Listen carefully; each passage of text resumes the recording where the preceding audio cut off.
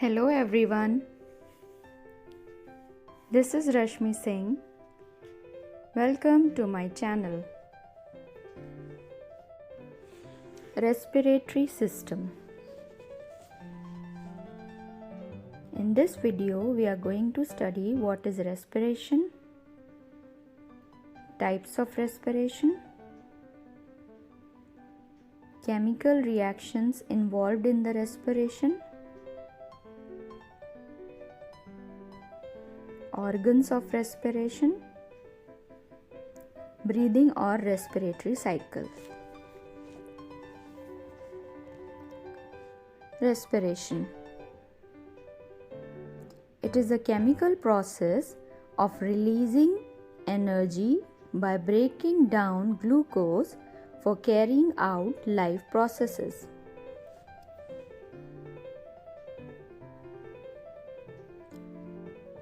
Glucose, when reacts with oxygen, gives carbon dioxide, water and energy. The breakdown of glucose to carbon dioxide and water does not occur in a single step but in a series of chemical steps. Some of these steps occur in the cytoplasm of the cell and some inside the mitochondria. Each breakdown step is due to particular enzyme.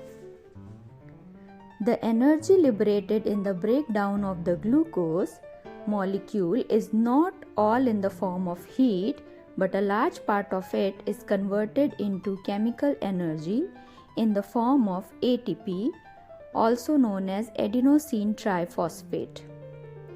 All the warm-blooded animals like birds and mammals, including humans, have to produce a lot of heat to keep themselves warm. This heat comes from respiration in the cell.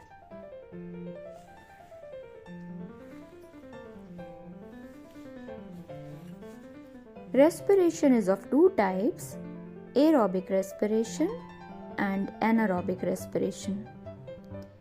Aerobic respiration takes place in the presence of oxygen and anaerobic respiration takes place in the absence of oxygen.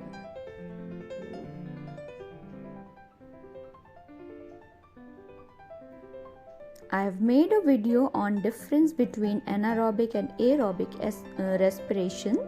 The link is given in the description box.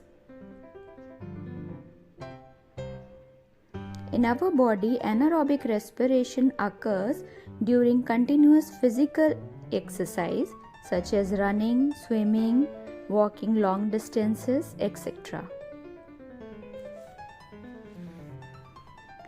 In this situation, muscles are working in the absence of oxygen to provide extra energy. As a result, lactic acid, which is produced in the anaerobic respiration, is accumulated in the muscles, giving feeling of fatigue and pain.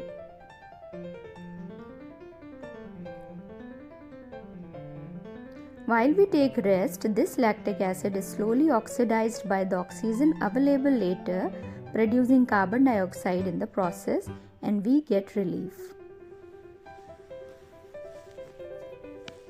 Chemical changes in the aerobic respiration.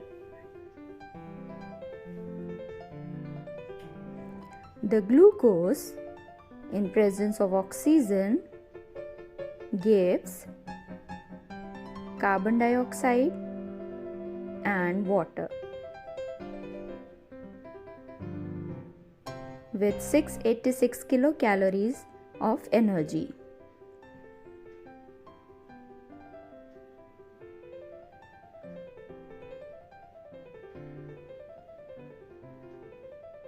This energy can also be written as 38 ATP and 420 kilocalories. The ATP is the chemical energy and kilocalories is the heat energy.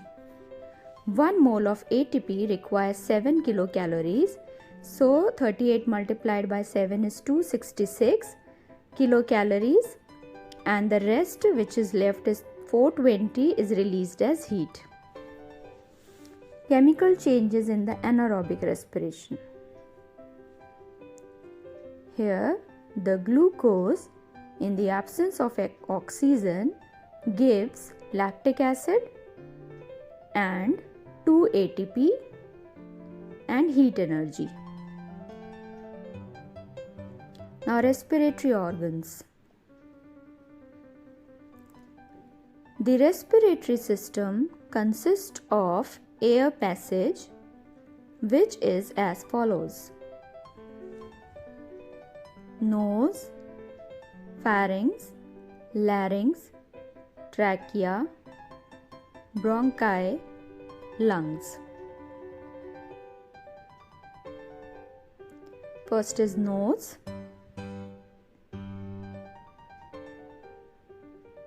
The external part of the nose bears two nostrils, which are separated by a cartilaginous septum. The hair present in the nostrils prevent large particles from entering the system. The nostrils open into the nasal chambers or nasal cavity. You can see in the picture nostrils and nasal cavity. This nasal chamber warms the passing air. It adds moisture to the air. Its mucus secretion entraps the harmful particles, and the additional function of the nose is to smell. Pharynx.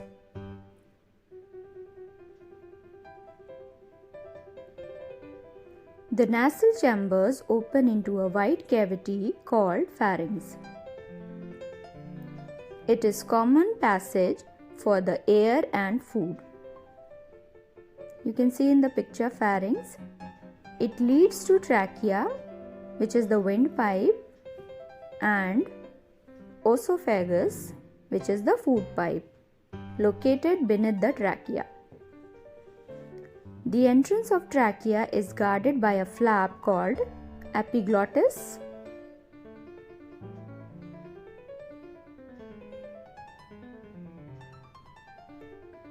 Which closes while swallowing food.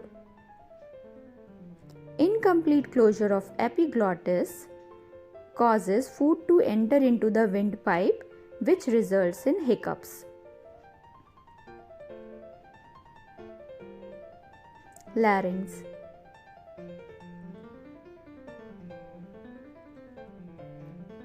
The larynx or the voice box is popularly known as Adam's apple.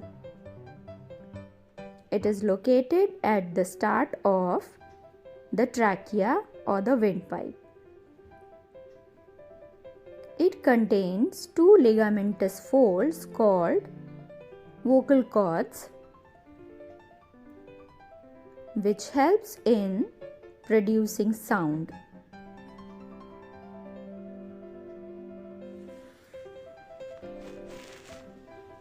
Trachea. Larynx open into another tube covered with C-shaped cartilaginous ring called trachea. Bronchi.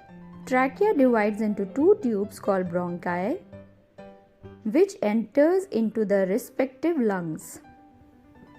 Each bronchus, singular for bronchi, divides into many tubes, thin tubes called bronchioles. Here is the picture.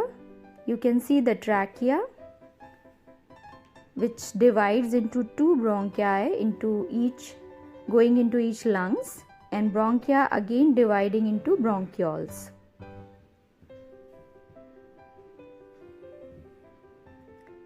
These bronchioles keep on dividing and ultimately end into a cluster of air sac or alveoli. You can see the picture of alveoli. A network of blood capillaries surround these alveoli. The walls of alveoli are extremely thin, thus allowing gaseous diffusion. Here you can see in the picture that oxygen from air in the alveoli diffuses into the blood in the capillaries, and the carbon dioxide from blood goes into the alveoli.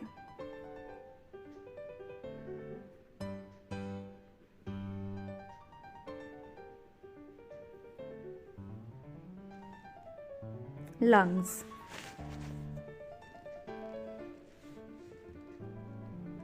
Lungs are spongy, elastic and roughly cone-shaped structures which are tapering at the top and broad at the bottom.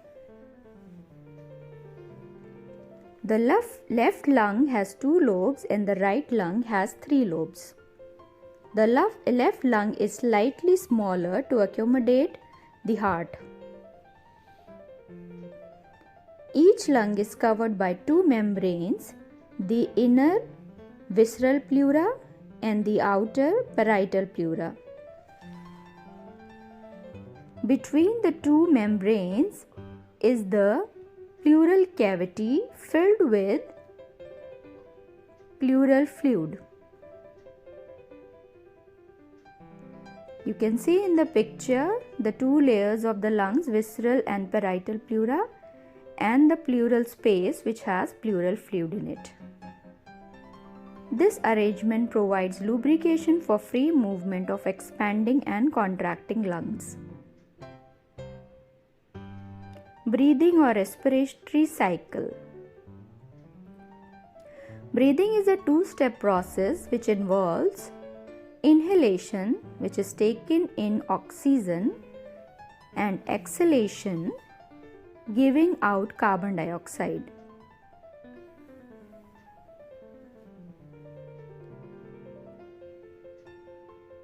You can see in the picture how the lungs contract and relax to take in and out the air.